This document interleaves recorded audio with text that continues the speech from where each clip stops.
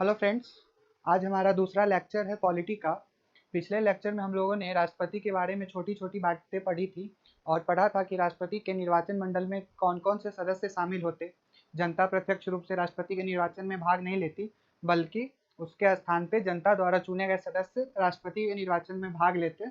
नामांकित सदस्य राष्ट्रपति के निर्वाचन में भाग नहीं लेते थे, जिसको संसद में राष्ट्रपति नॉमिनेट करता था और विधानसभा या विधान परिषद में राज्यपाल नॉमिनेट करता था। तो उस दिन के क्लास के बेस पर हमने एक क्वेश्चन दिया था, जो क्वेश्चन है कि राष्ट्रपति के चुनाव के निर्वाचन मंडल के सदस्य कौन कौन नहीं होते। तो हमने बताया था निर्वाचन मंडल के सदस्य कौन कौन होते। 1 मिनट में इसको अभी बता देते हैं।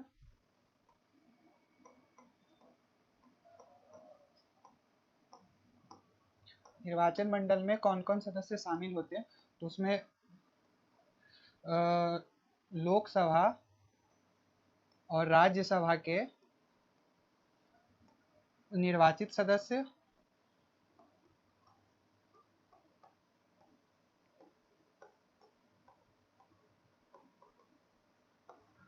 दूसरा कौन होते थे, विधानसभा के निर्वाचित सदस्य, और तीसरा होते थे यूनियन टेरिटरीज। 3 यूनियन टेरिटरीज के मात्र सदस्य रहते थे, एक दिल्ली, दूसरा जम्मू कश्मीर एंड तीसरा पुडुचेरी।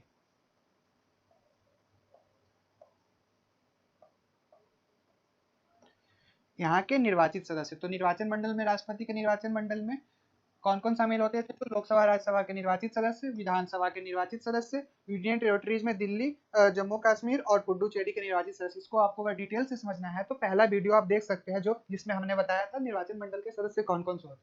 तो इसके बेस पे एक पहला ऑप्शन है 12 राज्यसभा के नामांकित सदस्य। तो यहाँ पे लिखा है हर जगह निर्वाचित सदस्य होता है, नामांकित सदस्य नहीं होता, तो ये वाला ऑप्शन क्या हो गया, गलत हो गया। लोकसभा के निर्वाचित सदस्य, तो निर्वाचित सदस्य होते हैं, ये वाला ऑप्शन सही हो गया। राज्यसभा के निर्वाचित सदस्य होते हैं, ये वाला ऑप्शन सही हो गया। विधान परिषद के सदस्य, विधान परिषद के सदस्य नहीं भाग लेते, पर विधान परिषद के सदस्य भाग नहीं लेते। क्यों नहीं लेते? तो पिछले लेक्चर में मैंने बताया था कि अभी पूरे भारत में 6 ऐसे राज्य हैं जिनके पास अपना विधान परिषद है, जिसमें एक बिहार है,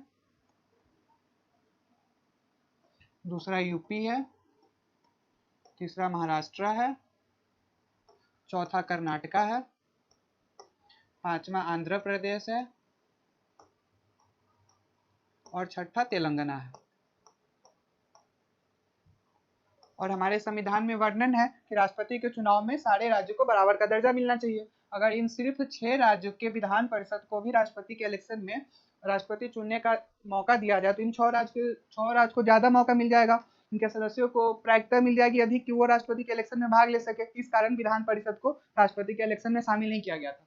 इस अनुसार पहला और चौथा ऑप्शन गलत है, और हमें क्या लिखना था, कौन नहीं है। तो इस अनुसार जिस आंसर में पहला और चौथा वाला होगा वो वाला आंसर सही होगा, इसका मतलब बी सही है। तो आज का क्लास हम लोग स्टार्ट करते हैं अपना।